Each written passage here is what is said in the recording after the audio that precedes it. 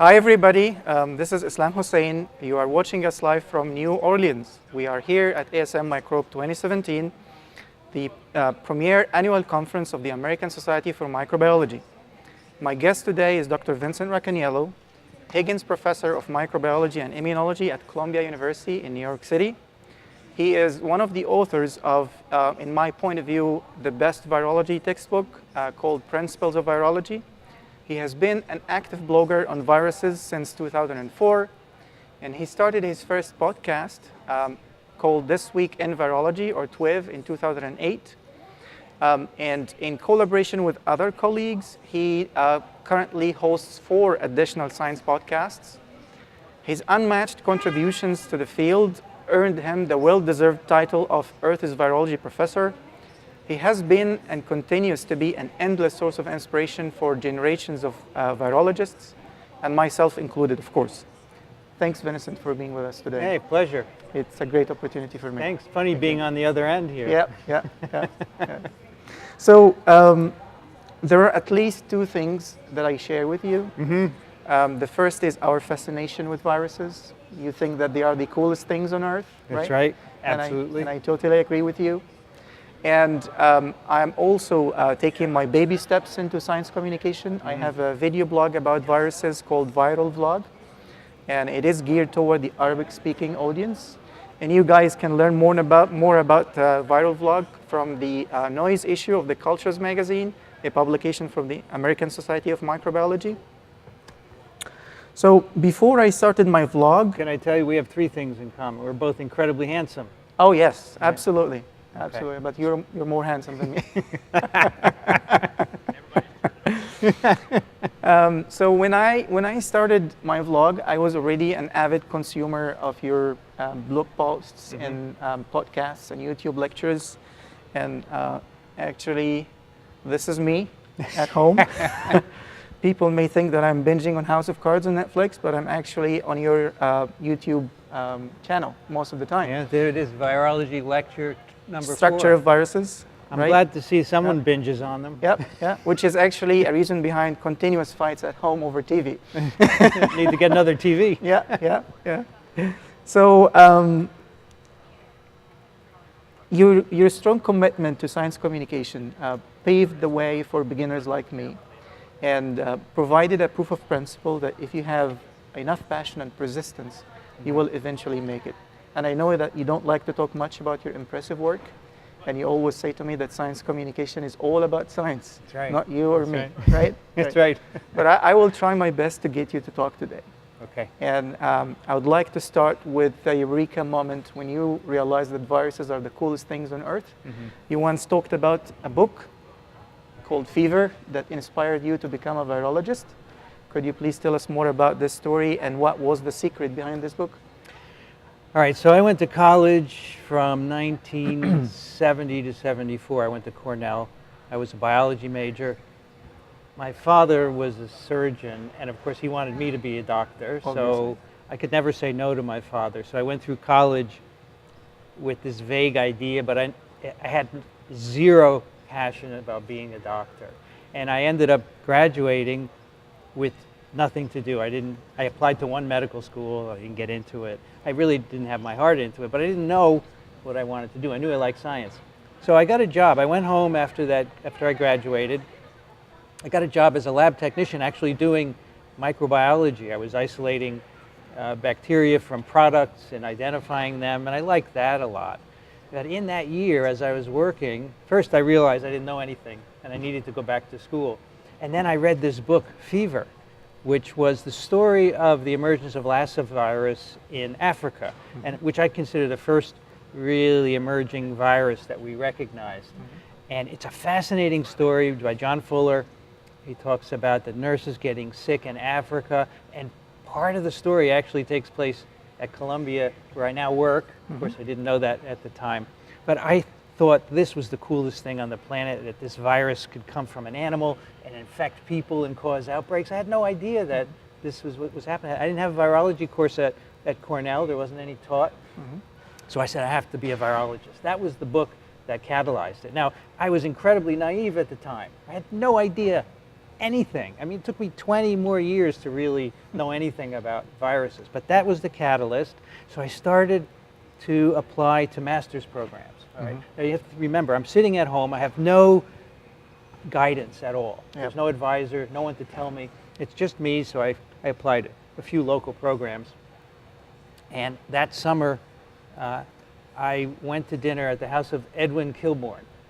And I had gone to Cornell with his son, Ed Kilbourne. Edwin Kilbourne was chair of microbiology at Mount Sinai. And he just happened to live in the town next to me in New Jersey. And after dinner, he said, Vinny, the elder Kilbourne, Vinny, what are you going to do with your life? I said, I want to be a virologist. And he said, oh, well, then come to Mount Sinai. We have great virology at Mount Sinai. It was August now, right? So the next week, I went for an interview. I got in. And then the end of that week, I went to the program and started working on my PhD. So that's really how it began. It was all accidental. I like to tell people, don't worry if you don't have a plan. Yep. It will happen. It'll happen. It'll work out in the end. So that was with Peter Polisi? So then I decided to work with Peter. I was his first student. Yep. And everyone said, Peter is going to be a star. Yep. And he is. I listened to them. Yep. So you have to learn who to listen to. First, I listened to Kilbourne. And then my advisor in the department, Tony Garrow, said, Peter's going to be a star. And I said, okay. Yep. And I worked. And he did become a star. And I had a great time with him. Yep. Great choice. So do you recognize this young dude with long hair? Yes. That's me in 1977 in Peter Polisi's lab. And this is, in fact, the earliest picture I can find of me in science. I have zero or almost zero photographs at Cornell. You know, we didn't have cell phones. Yep. You had to take a camera with film in it and get it developed and have prints made. We were unlucky at that time. Wasn't as easy to document your life. So this was taken actually by a Japanese postdoc, Katsuhisa, who I befriended. And that's me pouring a sucrose gradient, which I use to purify influenza viruses. And I like to point out to people that notice my finger on the end of the pipette here. Yep. We did not have pipette devices, you know, all those things which you use now. We didn't have them. Yep. And so we used to pipette by mouth. We did lots of things that today would be considered risky. Biohazardous. I just like to point out that I'm here. Yeah, still alive. I'm alive, I'm healthy, I have a great immune system, and so it was all okay. Yeah, cool. So then you were a postdoc at MIT with David Baltimore. That's right. Right? Shortly after he won the Nobel Prize. Correct. How was it like working with a Nobel laureate? So when I was finishing up with Peter, he said, what do you want to do? I said, I want to work on RNA viruses. He said, find the best lab. I said, what's that? He said, David Baltimore. Okay. So I got in. I was scared to death to go there. All right. So remember, at the end of your PhD, you get comfortable, you have confidence in yourself. Then when you shift to a new environment with unknowns, it's really hard. So I was scared that I would just be one of hundreds and hundreds of people, nameless people working, not talking to each other. When I got there, the first thing that happened, I'm going in the front door of the lab. Bob Weinberg, who's a very famous scientist in his own right, he sees me, he says, can I help you? And I said, I'm looking for David Baltimore. And he said, do you have an appointment? And I said, well, I'm going to be a postdoc. He said, oh, come with me. And he showed me up. And it turned out to be a very friendly place with lots of resources, lots of smart people who I know till this day. Some of them are my colleagues at Columbia. In short, it was a great experience. Yes. Peter's lab and David's lab, the two greatest training experiences one could have. The perfect combination. It was incredible. I learned so much, and David was brilliant, is brilliant, and was always available to answer questions. He would go away for 2 weeks and then come back. We'd have a lab meeting, and he knew exactly what everyone was doing. He didn't miss a beat. It was just phenomenal. I absolutely loved it, and I was sad when I had to go, but that's the way you have to move on in science, right? Yes. And that's you at MIT, right? It is. You remember the day? You remember who took the picture? Yeah, I do. I think one of my colleagues in the lab, Nigel Crawford, took that picture. And it's me pipetting. Again, you notice I'm not wearing gloves. No lab coat? No lab coat. No eye protection. Again, we were all safe. And I, of course, worked on poliovirus. That's where I learned poliovirus Yeah. there, and I'm probably trying to clone something there, which Yeah. is, when I went there, the moratorium on cloning entire viral genomes as DNA had just been lifted. Mm. Up until that point, you were not allowed to clone more than 2/3 of a viral genome in a plasmid, Okay. because scientists were worried that there would be some problems. So this moratorium was just lifted, and David said, I want you to clone the whole genome. Was So that it's a government decision, like the one? No, on- it was actually a scientist's decision. There was a conference called the Asilomar Conference held in California where a number of scientists got together and talked about it, and then out of that came these regulations. So they decided to police themselves. Is it? It reminds me with gain of function. pose. Yeah, so there are many people who are worried about gain of function experiments Yeah. with particularly influenza viruses. Say, let the scientists do the regulating, Yeah. because they're the ones who know the system the best. And David was a big proponent. He said to me, Vinny, if you don't regulate yourself, the government will, and you don't want that. Yeah. Yeah. Yeah. So I think it's important. Yeah. So poliovirus has been the major focus of your research career. That's right. How do you feel about the fact that your favorite virus could soon become eradicated? Well, I have mixed feelings, of course. On the one hand, it's awesome that we're going to get rid of this pathogen that Yeah. paralyzes people, and that we, in fact, can eradicate it. Only the second human virus potentially to be eradicated after smallpox. So I think this is great. I would like to think that what I've done has contributed to that in some way. Absolutely. And this is something I always wanted to do in my career, was to do something that impacted human health. Yeah. So it's great. On the other hand, I absolutely love this virus.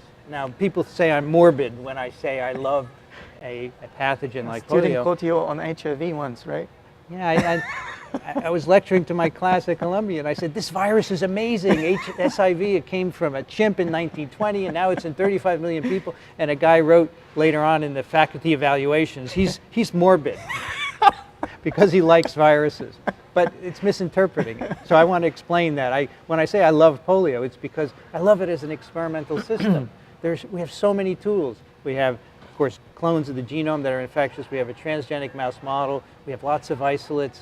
We have antibodies, vaccines. It's just a pleasure to work with. It grows to high titer. It plaques beautifully. Yep. So I love working with it. I will miss it. But already we've had to scale back. One of the 3 serotypes has been eradicated. We can't work on it anymore. Mm-hmm. But we can still work on the other 2. So we do a little bit still in the laboratory. Good. Good. So I want to move to an important step in your impressive path, which is the Principles of Virology book. And before I ask you about it, I have a very nice memory to share with our viewers, if you don't mind. So I started my career in 2000, the year when the first edition was published. And I was a teaching assistant in a virology department in a local college in a small town called Zagazig, which is about an hour ride from Cairo. And I had a very strong passion to learn about viruses. But the problem is we had very limited access to knowledge resources. And here I'm talking about the pre-internet era, where we only had libraries. But my university had very little funds to spend on textbooks, and I couldn't afford to buy them either. So I relied mainly on photocopy. So I was a regular visitor at public libraries, mainly in Cairo because they had better resources. And I heard about Principles of Virology from a senior colleague who had just finished his PhD and went home. He was in the US. And he said, if you're really keen on learning about viruses, this is the book that you should read. And I was impatiently trying to find it anywhere. And during one of those visits to Cairo, the library of Cairo University, I spotted the book on the shelf. And I was so excited.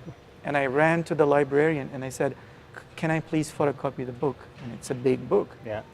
She said, yeah, it will take time. I can do it for you, but you must leave a deposit.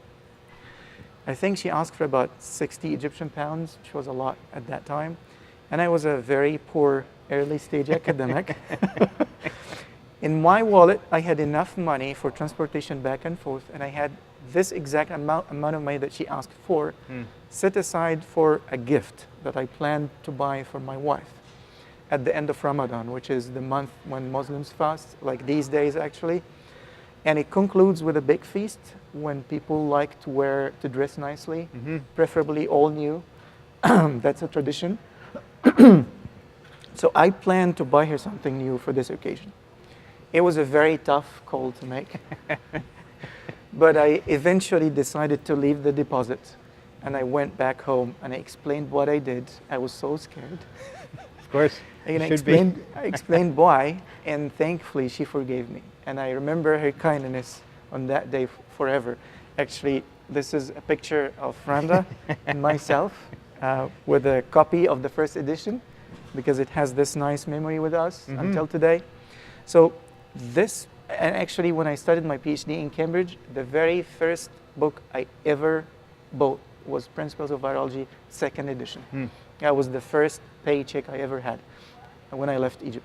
So let me get this straight. You, instead of buying your wife a gift, you brought her Principles of Virology. A photocopy. Which is, I would say, it's much better than any gift, actually. Well, really. she's clearly a very understanding and patient She is. person. Absolutely, she is. Absolutely, she is. Well, I didn't realize that. That's a great story to hear. Yeah.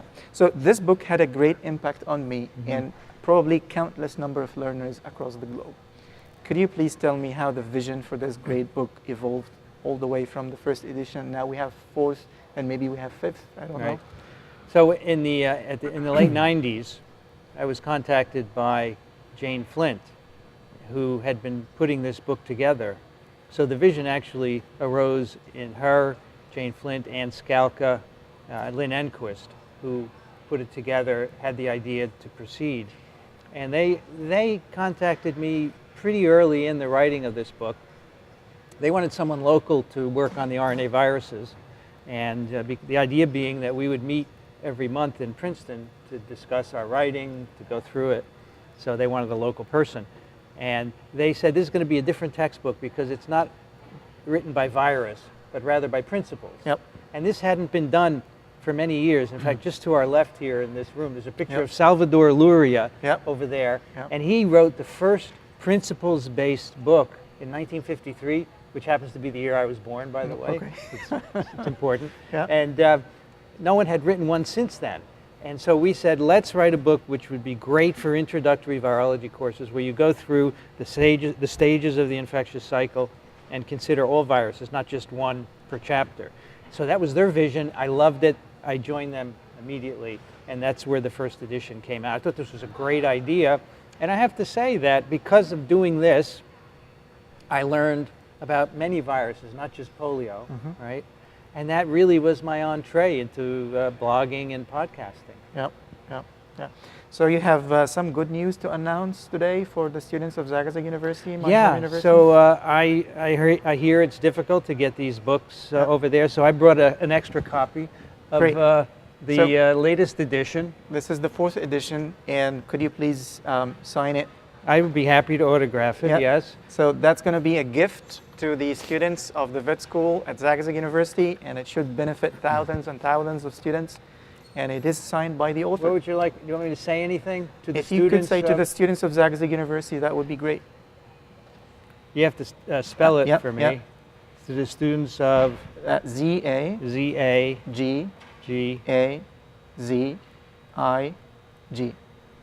Zagazig University. All right, Vincent Racaniello, Earth's virology professor. Yep.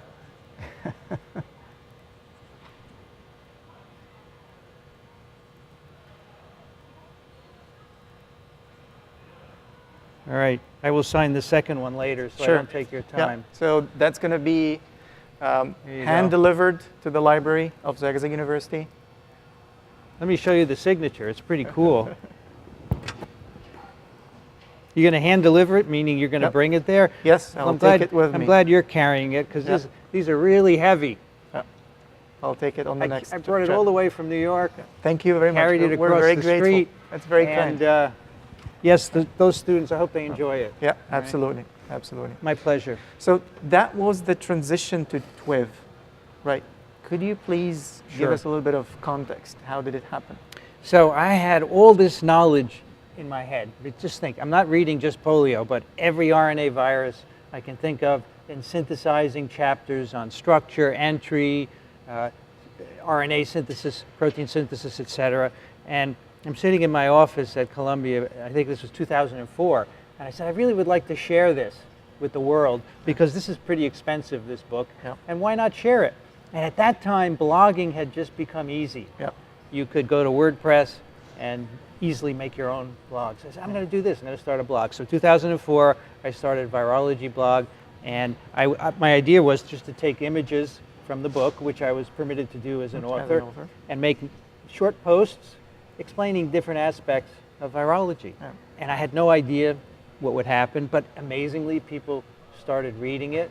I saw the page views go up every week. People started leaving comments, and I still do this. Once a week, I write a post, virology.ws, and I think we get 3,000 to 4,000 visits a day, just by people who want to learn about viruses. Yeah. Then I have a very long commute to drive. I have 38-mile each way commute to Columbia, and I discovered podcasts on that commute. That the fact that you could download these episodes from iTunes at the time was the starter, and you could listen to them, make your own playlists. I thought it was just great. In fact, I used to listen to This Week in Tech by Leo Laporte. I loved it. And he said on one of his shows at one time, if you are passionate about something, you should podcast. And I took that as a call to do a podcast on viruses. And I thought, how cool would it be to have a podcast called This Week in Virology? So geeky, so nerdy that hardly anyone is going to listen. But I said, let me just try it, because I have the information in my head. So I went to work, and my colleague Dixon Despommier was really well known for being a wonderful teacher, and I figured he would be a good colleague to have. I thought in my head, I want to do a weekly conversation about viruses, and I explained this to him, and he said, yeah, let's do it. Yeah. So that's how it started. Yeah. We just sat down and recorded, and then it expanded. I brought in other people as well, and today, you know, we have almost 6 million downloads of This Week in Virology. That's how it started. So I am actually amazed by the team, because you managed to assemble highly dedicated group of scientists who would give away basically for free at least a couple of hours every week for this. This is amazing. How the dynamics between you and them are going on, and how can you maintain this momentum that has never waned since Wave 1 until today? I guess I got the right people, and you never know who the right people are until you try them. And I must say, on some of the other podcasts, I have gone through hosts who didn't work out. Yeah.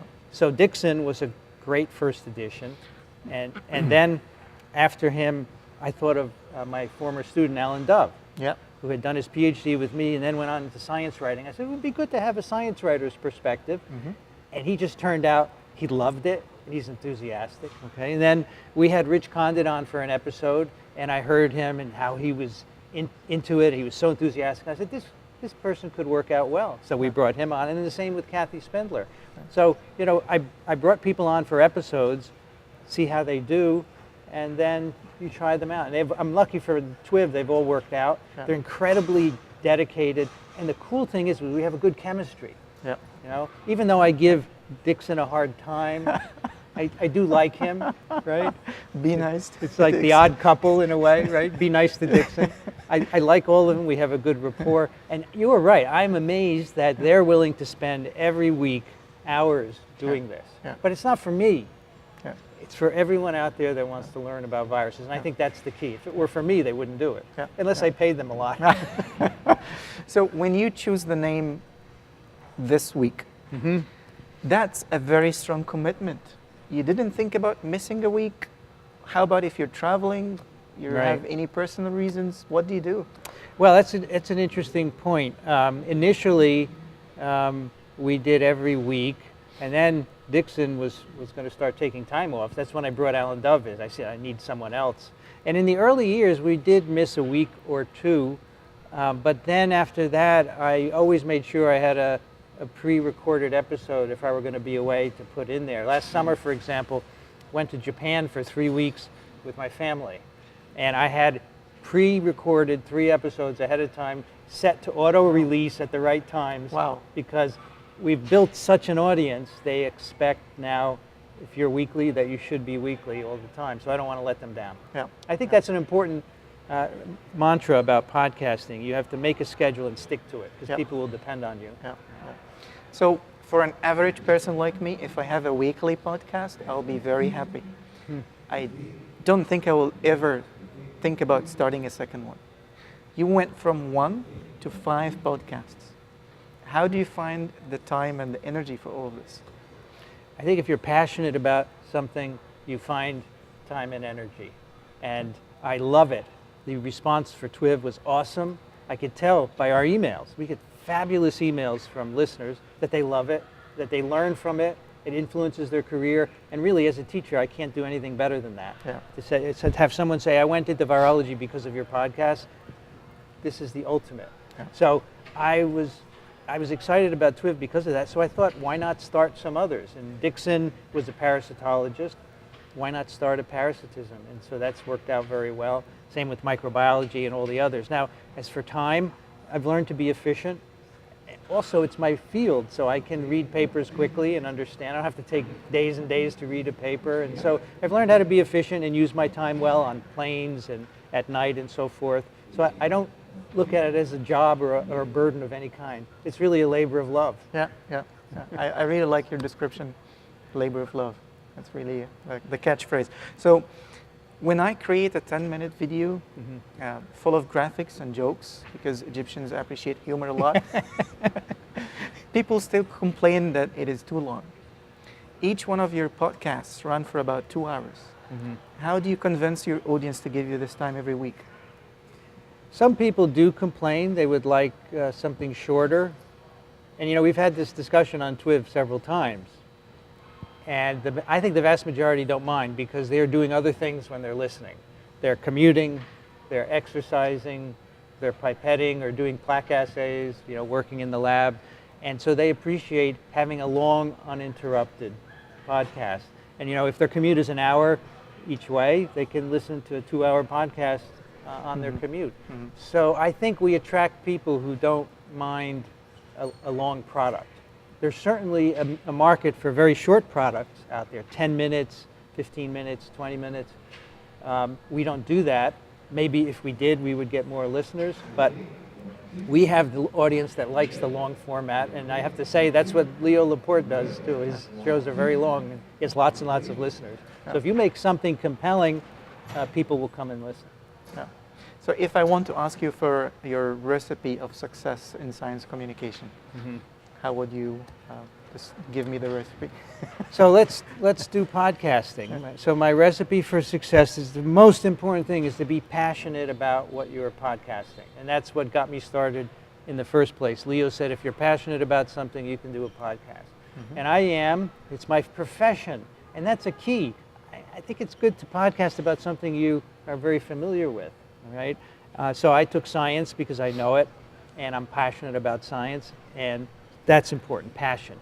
Secondly, make a schedule and stick to it. Because people will depend on you. If you release every week on Sunday, stick to it because people will want your show for their Monday commute. And finally, for a podcast, have great audio. And I've had lots of help over the years with many people who have advised me. We started out with not great audio, and now I think it's really good. And that takes all the distractions away. People don't hear any noise that would take them away from your content. So I think those are 3 really important components of podcasting. So my final question is, what do you enjoy most about it, and what are the major challenges facing you as a science communicator? What I enjoy most is teaching people the science and hearing that they've learned from it, that they've gained something from it, and maybe it's made a difference in their lives. That's the most important thing that I can do, is to change people's lives, make a difference.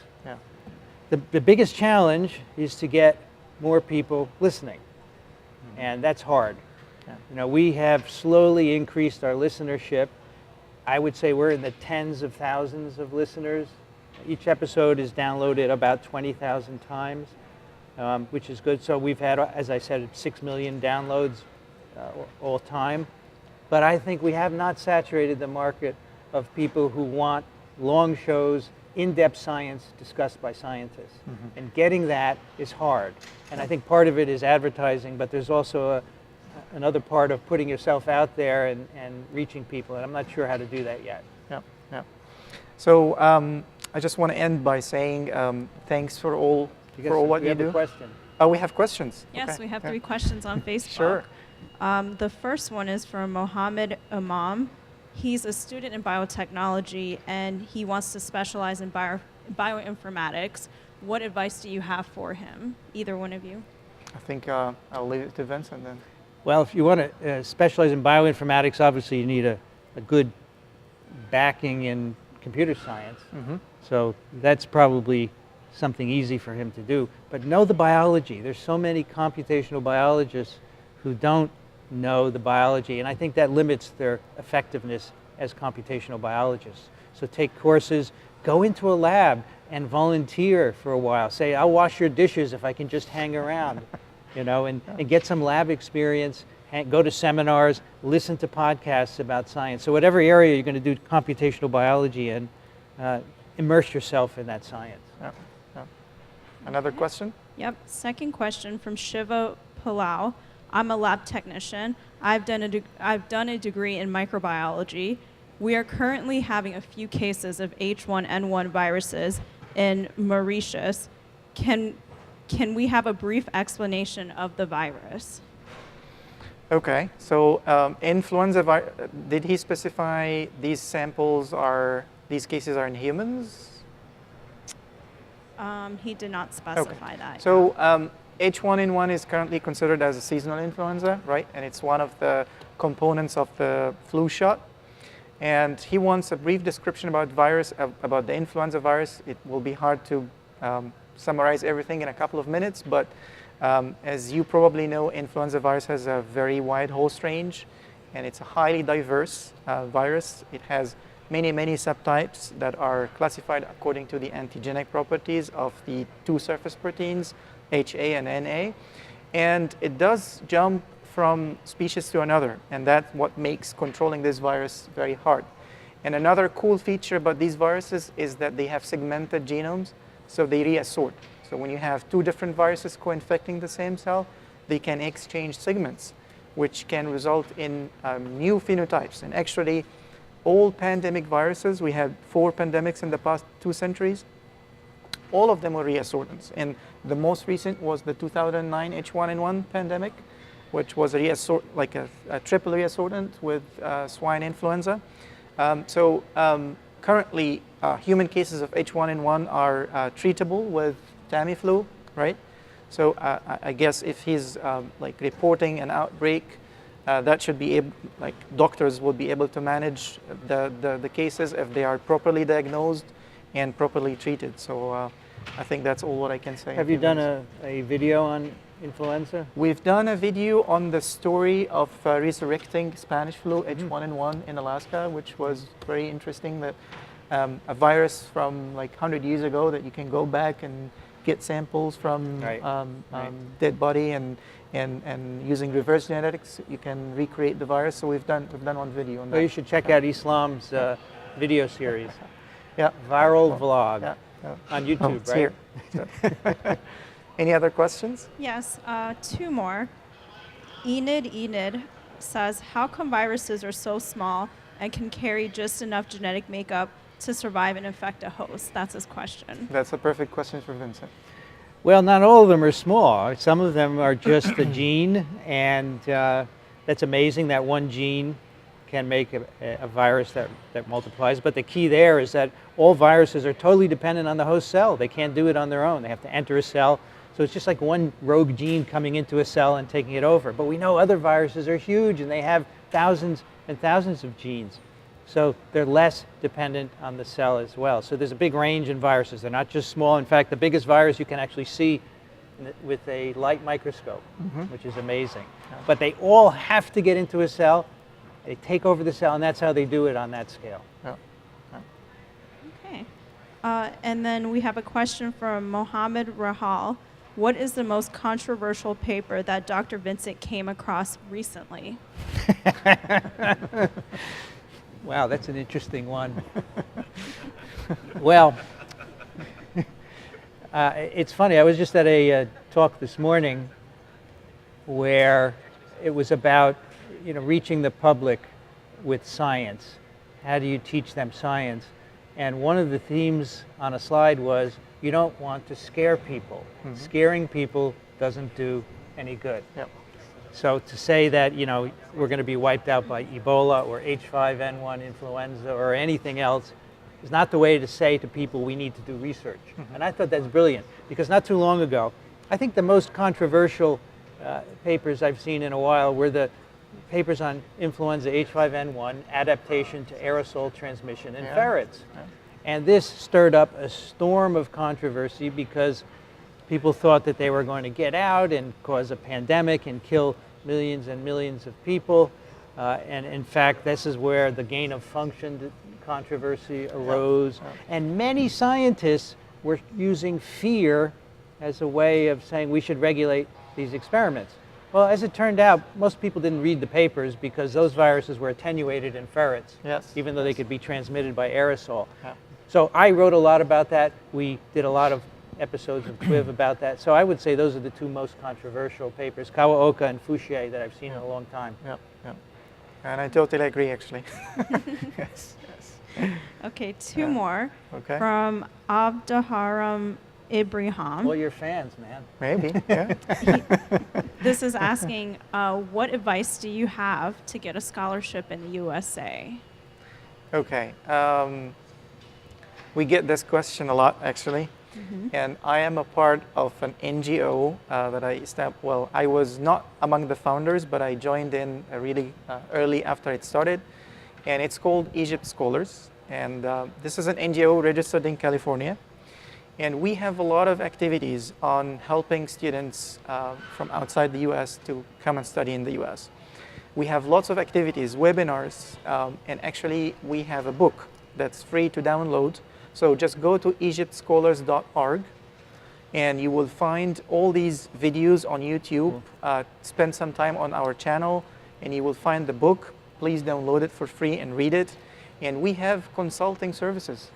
So if you have any questions, if you want someone to read your CV and give you feedback, if you want someone to help you write an email to a professor in the US, please get in touch with us and we will help you with that.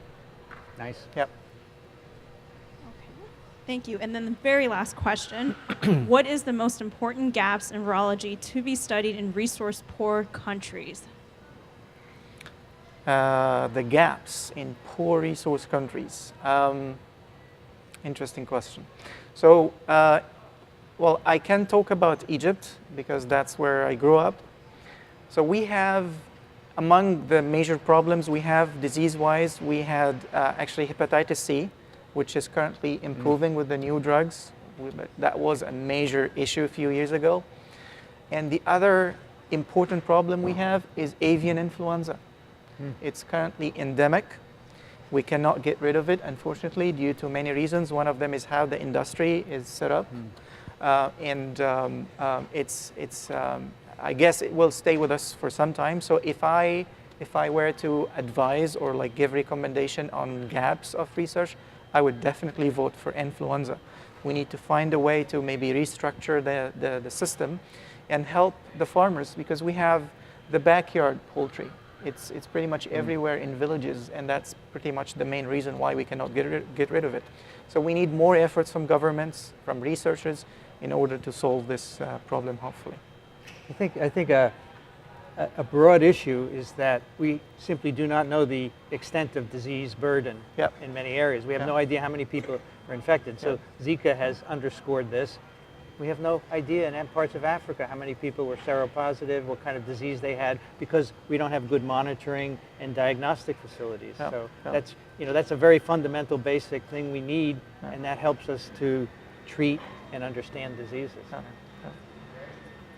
That's it for questions? That's it. Okay, so I would like to end by saying thank you for everything you do, Vincent. And thanks for the gift to the Zagazig University students. This is going to go to the library that didn't have this book 17 years ago. Wonderful. And it's going to be accessible to a lot of students. And on behalf of everybody around the globe who have learned and still learning something from you, I just want to say that we are very grateful. Please keep inspiring us. And thanks for everybody who enjoyed this live streaming. And for those who couldn't make it, a recording of this interview will be available on VirolVlog's channel shortly and with Arabic subtitles for our friends in the MENA region. So that's it for today. See you in the next video and goodbye.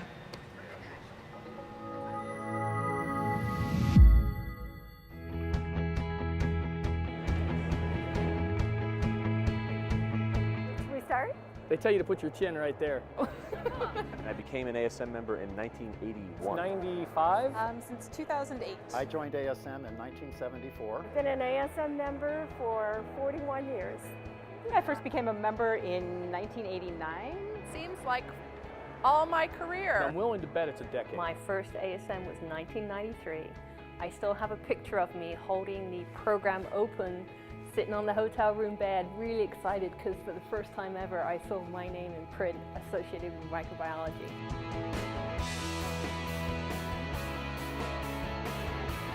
When I was a graduate student at Purdue in 1980, it was the thing. I mean, if you were going to be a microbiologist, you joined the ASM. It was just really that simple. ASM is very special to me because I became a member in 2002, and when I first attended the meeting at Salt Lake City, Utah, I met my PhD thesis mentor, Dr. Arturo Casadevall. And so ASM kind of introduced me to the PhD world. Definitely the most important thing is that ASM has provided me with a graduate fellowship. So they've helped support me during my graduate training. In addition, I've gotten a lot of networking opportunities and I've met a lot of really great people through ASM. And we can share our work and connect, and they can teach me things that I don't know, and I can teach them things that they don't know. And just that partnership and working together, that's what scientists do, to share your work.